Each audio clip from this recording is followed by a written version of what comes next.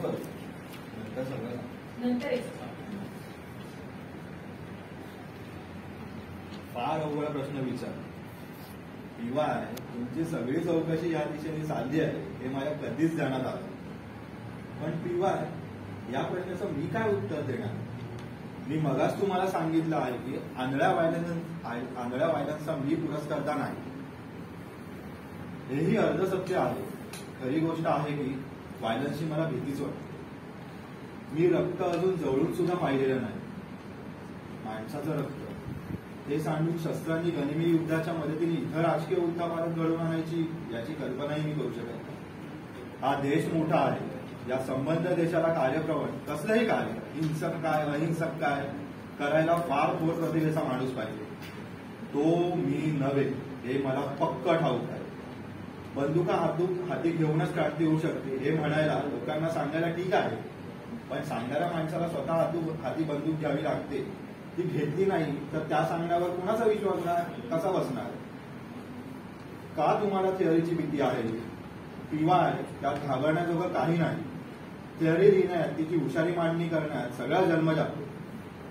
या देशात जितके शब्द कामाटी करणारे सापडतील तितके दुसरे कुठेही मिळायचे नाही.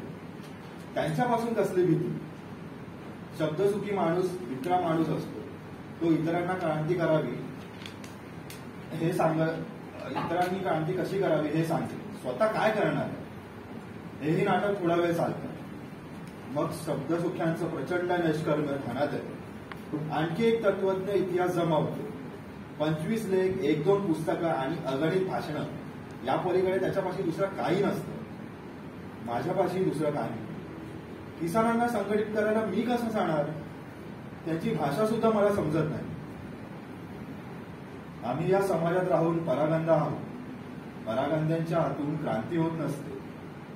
अशा परागंद्यांनी हाती शस्त्र घेऊन क्रांती करा म्हणून सांगणं याला काही अर्थ नाही. इतरांचा सोडाच, आमचाच आमच्यावर विश्वास नाही. PY हे सगळं कबूल करण्याचा प्रामाणिकपणा माझ्यात आहे. मी कुणाला कशाला शस्त्र घ्यायला सांगेन? पण सांगावं असं वाटतं. अगदी जीव तोडून ओरडावं असं वाटतं. एक मोठा प्रलय घडावा आणि त्यात हे सगळं वाहून जावं असं वाटतं. खरंय, पर्वतप्राय आग लागावी आणि त्यात आजची व्यवस्था भस्मीभूत व्हावी असं वाटतं. फार वेळा वाटतं. तेवढं सांगायची बोलायची माझी ताकद नाही. घोषणा मीही करू शकेन, पण घोषणा म्हणजे विचार नाही. घोषणेला आवाज फुटतो. विचाराला आत्मबळ लागतं. ते माझ्यापाशी नाही. आज आम्ही पराभूत असलोच तर ते त्यामुळे. मग काही नाही. सवयीपोटी चर्चा करतो. मान नेहमी वरती राहावी यापेक्षा दुसरी अपेक्षा नाही. ही व्यवस्था शत्रू आहे. त्या शत्रूशी कसं लढावं हे सांगता येत नाही.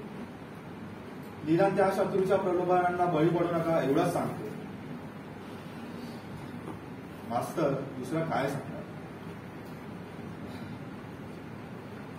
PY आश्चर्य याचं वाटतं इतक्या सध्या प्रपंचाची